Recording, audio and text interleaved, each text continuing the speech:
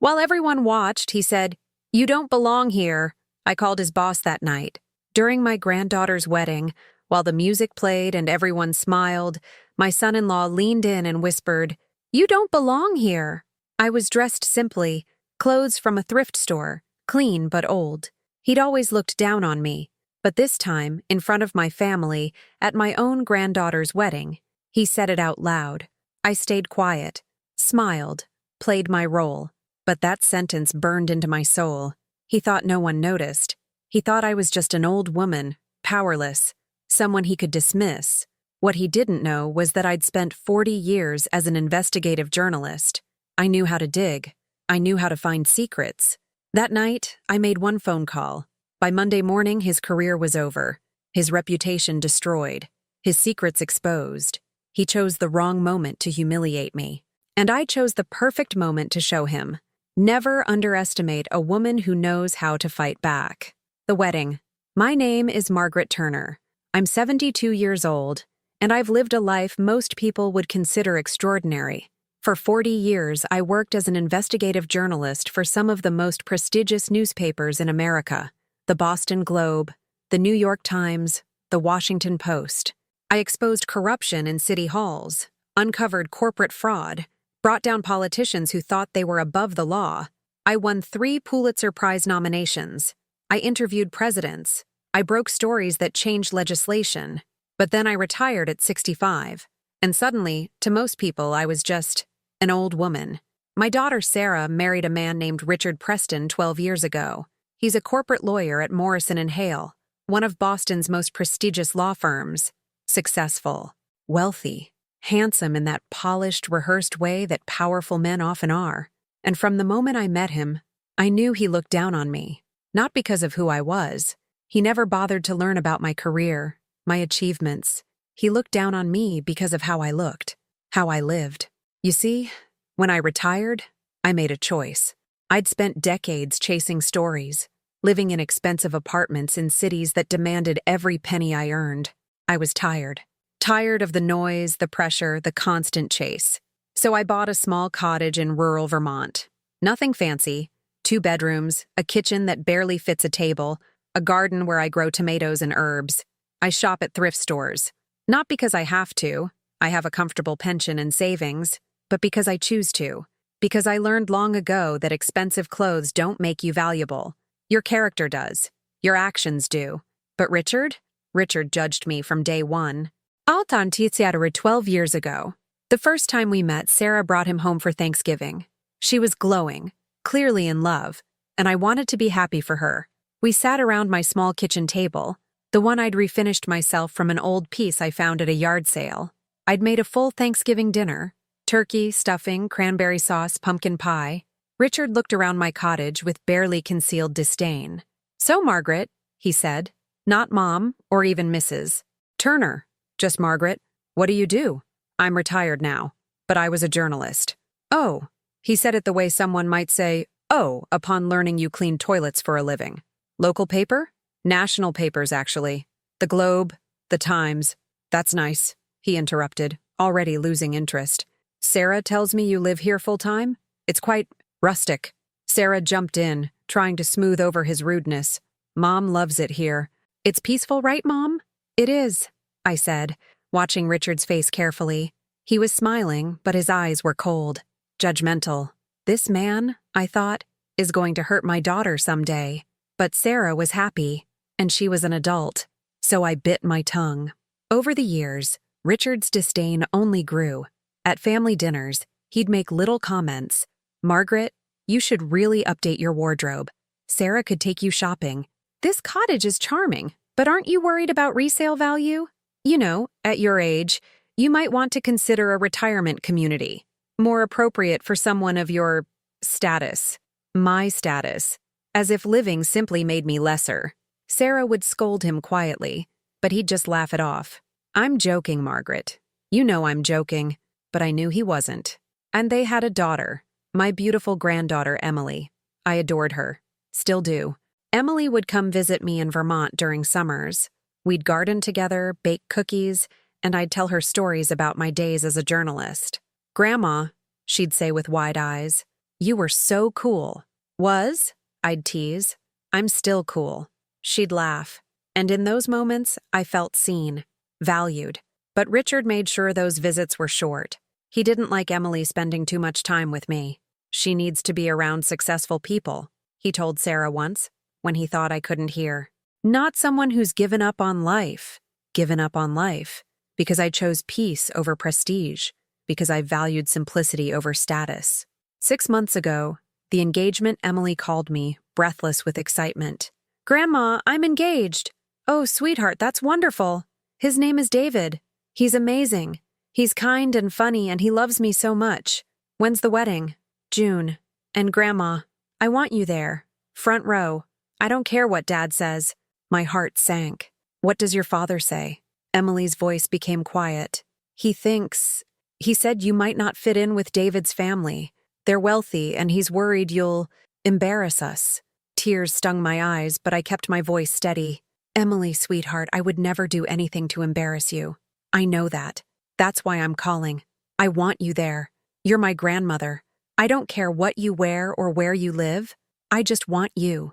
Then I'll be there. The wedding day, June 15th. The wedding was at a country club in Newport, Rhode Island. One of those places where everything is polished marble and crystal chandeliers, where the staff wears white gloves and the guests wear designer labels. I wore the best dress I owned, a simple navy blue dress I'd bought at a consignment shop. It was clean, pressed, appropriate, but it was nothing compared to what the other guests wore. I could see the looks, the whispers. Who's that? Is she part of the catering staff? Why is she sitting with the family? But Emily saw me and lit up. She ran over and hugged me tight. Grandma, you came. Of course I came. You look beautiful. I kissed her forehead. Not as beautiful as you, my darling. And the ceremony was lovely. David seemed like a good man, genuinely in love with my granddaughter. His family was polite, if a bit stiff. And then came the reception. That's when Richard made his move. The reception hall was magnificent. Floor-to-ceiling windows overlooking the ocean, tables decorated with white roses and gold accents, a live band playing soft jazz. I sat at the family table, trying to be invisible. Sarah gave me encouraging smiles.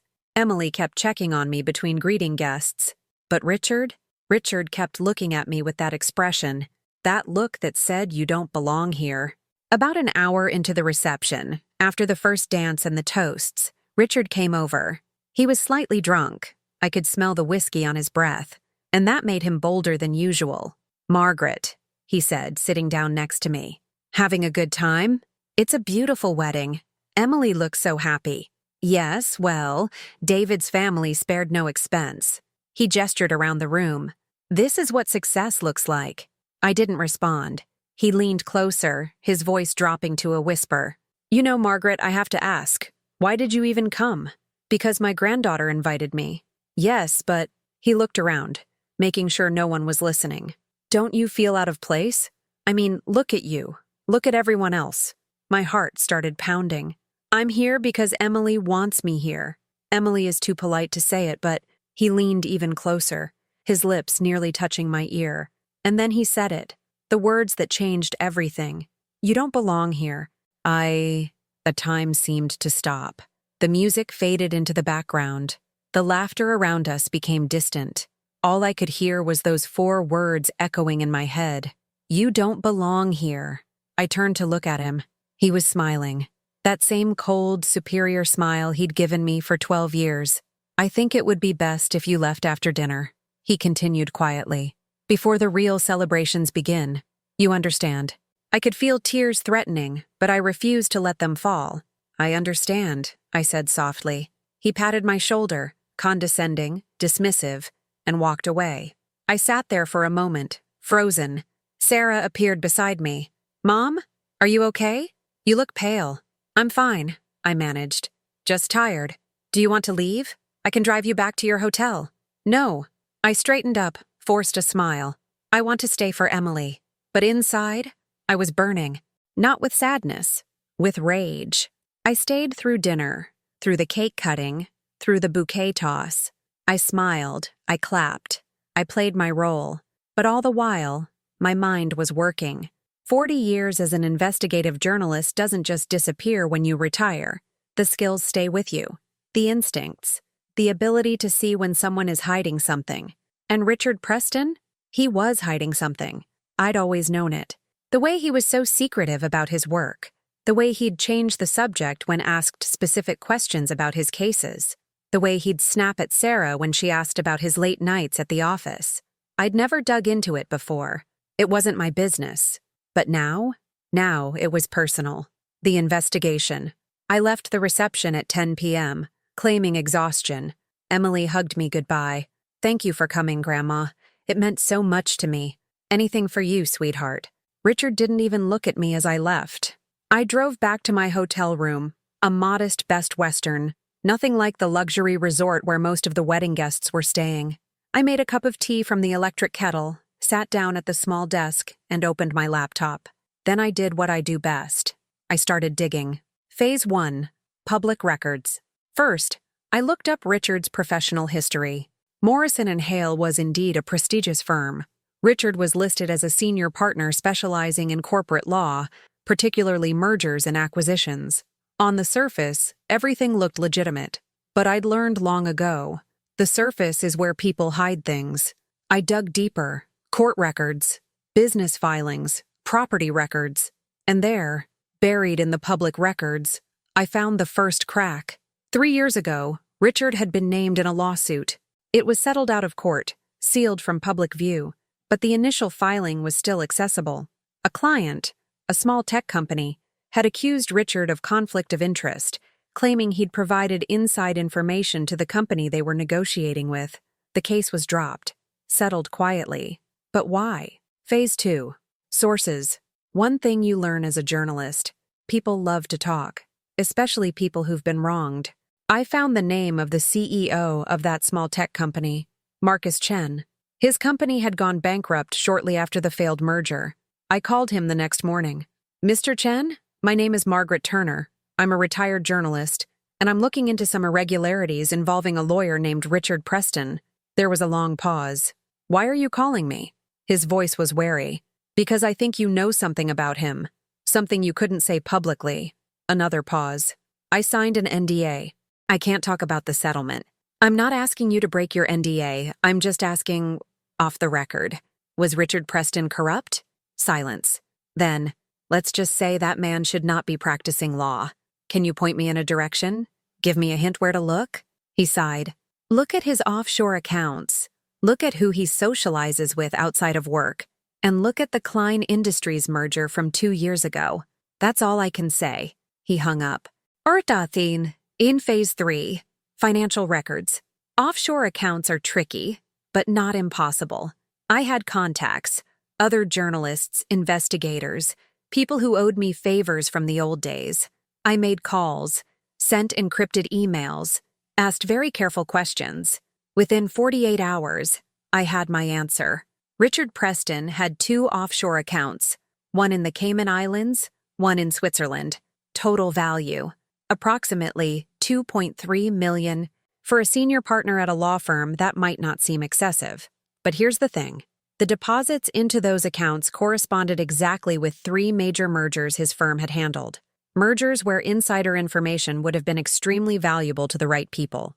Richard wasn't just a lawyer. He was selling information. Phase 4. The Klein Industries merger. I focused on the Klein Industries case, the one Marcus Chen had mentioned. Klein Industries was a mid-sized manufacturing company. 2 years ago, they were in merger talks with a larger conglomerate, Apex Corp. Morrison & Hale represented Klein Industries. Richard was the lead attorney.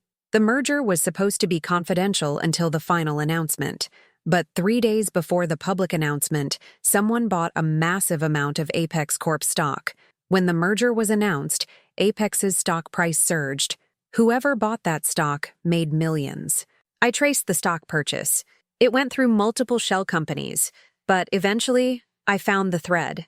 One of the shell companies was registered to an address in Georgetown, Cayman Islands, the same address as one of Richard's offshore accounts. Phase 5. Verifying. I needed more than circumstantial evidence. I needed proof. So I did something I hadn't done in years. I went undercover. I posed as a potential client, a wealthy widow looking to invest in corporate acquisitions. I contacted Morrison and Hale and requested a consultation with Richard Preston. His assistant scheduled me for Monday morning. Monday morning, Morrison and Hale offices, Boston. I dressed the part. Not my usual thrift store clothes, but an expensive suit I'd kept from my journalism days. Pearls, professional makeup. I looked like money, and in Richard's world, that's all that mattered. His assistant, a young woman named Jennifer, greeted me warmly. "Mrs. Turner? Mr. Preston will see you now." I walked into his corner office, floor-to-ceiling windows overlooking Boston Harbor, leather chairs, mahogany desk, and there was Richard, looking every bit the successful attorney. He didn't recognize me. Why would he? To him, I was just the shabby old woman at his daughter's wedding. Now I looked like someone who mattered. "Mrs. Turner, please sit. Jennifer tells me you're interested in investment opportunities." I smiled. "Yes. I recently came into a substantial inheritance and I'm looking for lucrative opportunities. I understand you specialize in mergers and acquisitions." "Indeed. We handle some of the largest corporate mergers in New England. I imagine you have access to quite a bit of insider information." He hesitated, just a fraction of a second. "We maintain strict confidentiality, of course." "Of course. But hypothetically, if someone were to know about a merger before it was public knowledge, that information would be quite valuable, wouldn't it?" Another pause. "Mrs. Turner, I'm not sure what you're implying." "I'm not implying anything." I leaned forward. "I'm saying that I'm willing to pay very well for information, if you catch my meaning." He studied me carefully, and then he smiled. "Hook, line, sinker.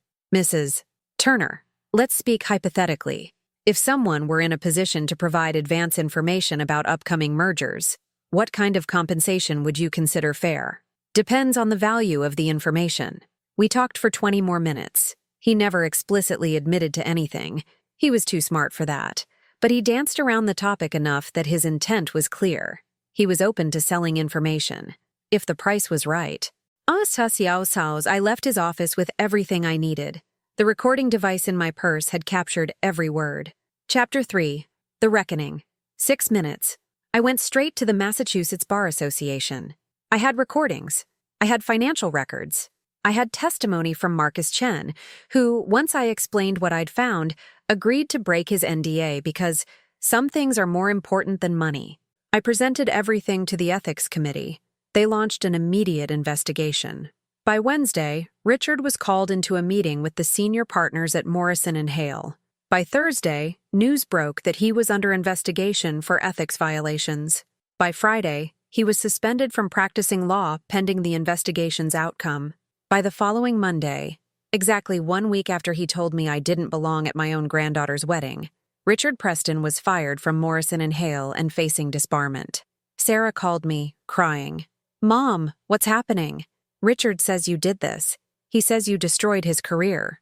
"Sarah, sit down. Let me tell you what your husband has been doing." I told her everything. The offshore accounts, the insider trading, the corruption. There was a long silence. "Mom, are you sure?" "I have proof. The Bar Association has proof. It's all real, Sarah." Another silence. "He humiliated you at the wedding, didn't he? That's why you did this." "No, sweetheart. I didn't do this because he humiliated me. I did this because he's a criminal. Because he's been breaking the law for years. Because he's been putting you and Emily at risk." "At risk?" "If this had come out another way, if federal investigators had found it first, you and Emily could have been implicated. Your assets could have been frozen. You could have lost everything." She started crying again. But this time, I think she understood.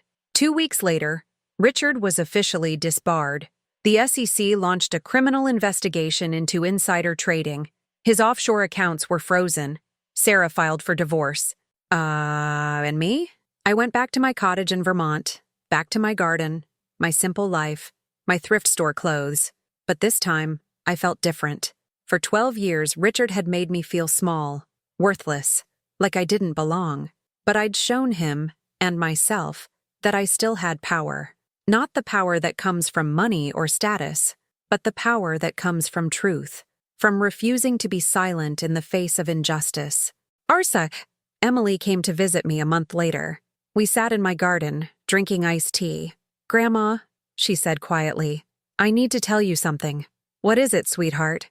"At the wedding, I saw what Dad did. I saw him whisper something to you, and I saw your face change." "You did?" "Yeah. And I knew he'd said something cruel. I'm so sorry I didn't do anything." "Oh, Emily." "No, let me finish. I should have stood up to him years ago. All those times he was rude to you, dismissive. I should have said something."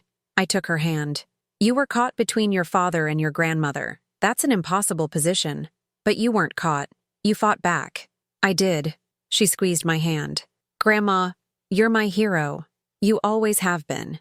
And I'm sorry I let Dad make you feel like you were less than you are." Tears filled my eyes. "Thank you, sweetheart." Then we sat in silence for a moment, the garden buzzing with bees, the sun warm on our faces. "Grandma?" Emily said. "Yes? Will you teach me how you did it? The investigation?" I looked at her, surprised. "Why?" "Because I want to be like you, strong, fearless, someone who doesn't let people push them around." I smiled. "I'd be honored." Epilogue. 1 year later, Richard Preston is currently serving a 3-year sentence for securities fraud. Sarah rebuilt her life. She got a job as a teacher, something she'd always wanted to do, but Richard had discouraged because it wasn't prestigious enough. She's happier now than I've seen her in years. Emily visits me every few months. We work on investigations together. She's thinking about becoming a journalist just like her grandmother. And me? I'm still in my cottage in Vermont, still shopping at thrift stores, still living simply. But now, when people look at me and see just an old woman, I smile, because I know what they don't. Never underestimate someone based on how they look. Never assume that someone is powerless just because they're quiet. And never, ever tell someone they don't belong, because you never know who you're dealing with. Richard learned that lesson the hard way. And I hope my story reminds others. The most dangerous people are often the ones you underestimate. The end.